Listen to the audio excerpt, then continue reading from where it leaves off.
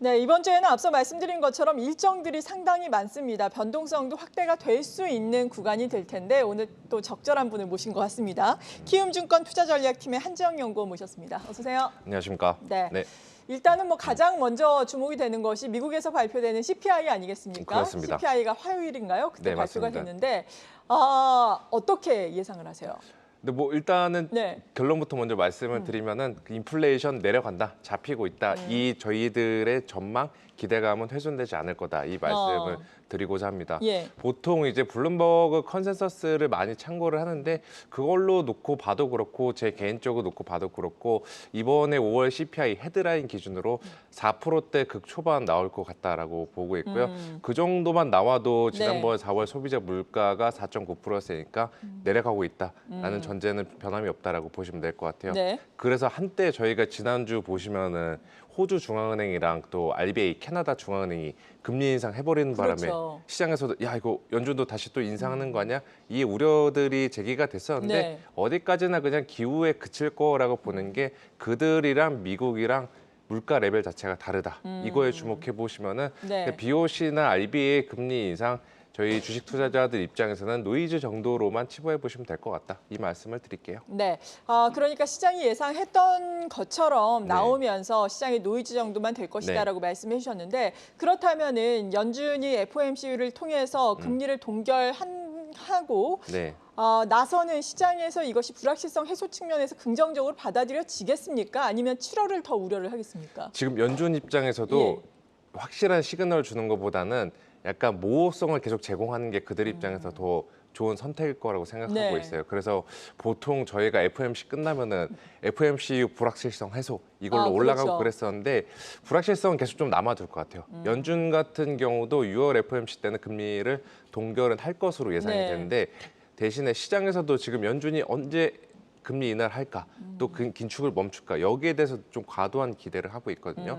이거는 중앙은행 입장에서 좀 차단해 줄 필요가 있습니다. 네. 그렇게 되면은 7월 달에 우리 할 수도 있어. 이런 식으로 조금 열린 결말, 열린 불확실성들을 증시에 제공하지 않을까라고 보고 있습니다. 대신에 저는 그렇다고 하더라도 주가 거의 잘 안 빠진다라고 보고 있어서 네. 변동성 자체는 뭐 다음 주 초반까지는 뭐 어느 정도 있을 수 있겠지만 그 변동성을 우리가 막 피하자, 도망치자 이러한 변동성이 아니라 오히려 그냥 진입 기회, 매수 기회를 활용하는 변동성이 아닐까 저는 이 말씀을 드릴게요. 네, 듣던 중 반가운 네. 소리입니다. 예. 매파적인 기조를 연준이 또 이야기를 하더라도 조정 시의 매수 전략으로 시장에 주는 타격은 아주 크진 않을 것이다라고 말씀해 주셨습니다.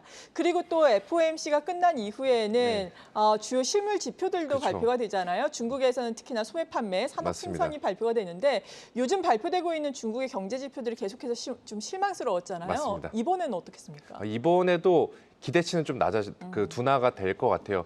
그래도 조금 우리나라 입장에서 다행인 게 최근에 환율을 보시면은 위안화랑 원화랑 좀 달리 가요. 예전에 같이 가다가 예. 지금 이렇게 달리 가고 맞아요. 있는데 이거 같은 경우는 아마도 이제는 많은 시장 참여자들, 글로벌 투자자들이 중국에 대한 한국의 의존도가 갈수록 좀 떨어지고 있다. 여기에 좀 주목을 하는 것 같고 네. 중국의 경제 지표가 안 나오면은 한국도 위안화 약세 영향을 받고 또 전체적으로 수요 부진 우려가 부각이 되는 게 과거의 패턴이었다면은 이제는 그러한 중국의 영향력 예전만큼 세지가 않다라는 점을 미루어 봤을 때 네. 뭐 중국 지표 잘 나오면 한국이 예전만큼 못 올라갈 수도 있겠지만 중국 지표 이번에 못 나오더라도 한국이 입는 타격은 그렇게 크지 않을 거다. 이렇게 보시면 될 것 같습니다. 다행스러운 부분이네요.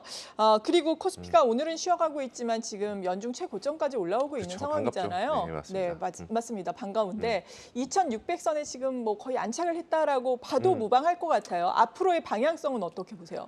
일단 저는 그 터져도 위로 터져서 죽자라는 오. 주의이기 때문에 일단은 위로 보고 있고요. 네. 중간에 뭐 그 부침 현상은 뭐 있겠죠. 주가라는 게 항상 쭉쭉 우상하는 거 아니니까. 그럼요. 그런데 네. 전체적으로 그냥 길게 뭐 3개월, 6개월 이렇게 단위로 끌어놓고 봤을 때 지수는 위로 올라간다라고 보시는 게 맞다라고 생각을 하고 있습니다. 그래서 네. 뭐 제가 이제 하반기 전망을 냈을 때가 5월 말이었는데 제가 2,800을 상단으로 제시했거든요. 네. 이때 그 당시 때만 해도 야 이거 좀 너무 세다라고 어. 했는데 지금은 이 정도면 그냥 중간인데 이런 분위기까지 올라왔던 맞아요. 거죠. 네. 그래서 뭐 일각에서 3천까지도 하반기 때 가능하지 않나라고 보고 있는데 그거는 저도 낙관론자이긴 하지만 3천에 대한 기대감들을 지금 조금 낮추는 것이 좋지 않나라고 보고 있고 대신에 위로 올라간다. 이 네. 방향성은 변함이 없다. 여기에 주목해 보시면은 올해 우리가 증시 지금 많이 올랐으니까 여기서 내릴지 아니면 더 탈지 이거를 결정하는 데 좀 도움이 되지 않을까 이 말씀을 드릴게요. 네, 방향성은 우상향으로 보고 네. 계신다. 그렇다면은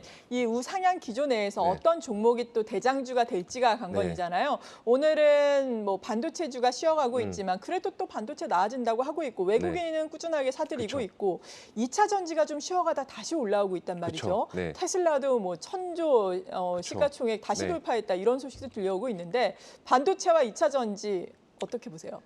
저는 만약에 둘 중에 뭘 들고 갈래? 네. 택하면 정말 어려운 그 짜장면이나 짬뽕이냐 이런 좀 어려운 맞아요. 그 태길의 기로에 놓여 있는데 저는 지금 시점에서는 반도체가 제일 대장주가 되지 않을까라고 보고 있고 네. 2차 전지는 저도 좋아하는 업종이긴 하지만 주가가 많이 올랐다 내려온 상태에서 최근에 이제 테슬라가 좀 산소호흡기를 달아준 정도로 보시면 될 그렇죠. 것 같아요.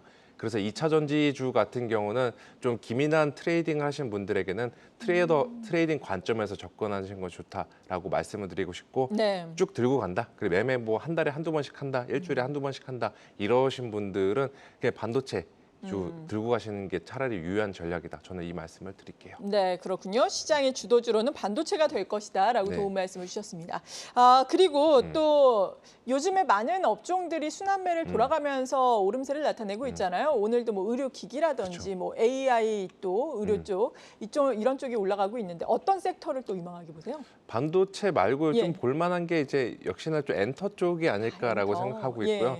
그리고 요즘 장세를 보시면은 순환매가 돈다고 하더라도 예전에는 순환매 한 번 돌면은 일주일 단위로 돌았는데 지금 뭐 하루 이틀 단위로 돌다 맞아요. 보니까 되게 좀 타이밍을 엇박자 타기가 되게 어렵거든요.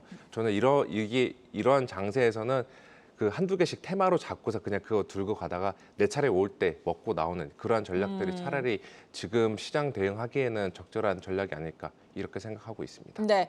그리고 이번 주 종합적으로 투자 전략을 세워주신다면 네. 어떨까요? 이번 주 저 정말 그냥 피하고 싶네요. 아, 여러모로 네. 조금 이벤트가 이벤트들 많아서. 워낙 많죠. 예. 그러니까 CPI, FOMC 있고 중국의 실무지표 있고 또 후반에는 22 통화정책회의 있고 네. 금요일 날에 미국의 선물 옵션 만기 있고 굉장히 많아서 이번 주는 방향성을 베팅하기보다는 길목 지키기 이런 거 하기보다는 그 이벤트가 끝나고 나서 포지션을 네. 변경하는 이 전략. 그러니까 지금 이번 주는 그냥 관망이 제일 최우선 전략이 아닐까 이 말씀을 드리고 싶습니다. 네, 하반기 지수 같은 경우에는 우상향 기조를 유지할 것이다라고 말씀해 주셨는데 이런 가운데 또 달러화에 대한 원화 환율이 요즘 1,300원을 하회를 하고 있잖아요. 그쵸. 네. 이런 추세로 좀 하향 안정화가 되는 건가요? 네, 그 중간에 한번 하단은 좀 막힐 수는 있겠지만 네. 원달러 환율 같은 경우도 연말로 갈수록 12월로 갈수록 달러와 약세와 맞물리면서 1,200원대, 1,200원대 중반 정도까지 내려오지 않을까라고 보고 있고 원화 강세는 외국인 수급이나 한국 증시 방향에 결코 나쁜 존재가 아닙니다. 네. 그래서 저는 위로 본다 이 말씀을 드릴게요. 네, 마지막으로 시청자 여러분들께 한 말씀 해주신다면. 네, 그 올해 같은 경우는 네. 작년처럼 올해도 또 그렇게 20% 넘게 빠지면 어떻게 되나 이거를 걱정하는 장세가 아니라 얼마나 더 먹고 나올까 이거를 오, 고민해야 되는 장세다. 그 정도로요? 저는 이 말씀을 드리겠습니다. 네, 잘 알겠습니다. 유망 종목 계속해서 저희와 함께 찾아보시죠. 키움증권 투자전략팀의 한지영 연구원과 함께했습니다. 고맙습니다. 네.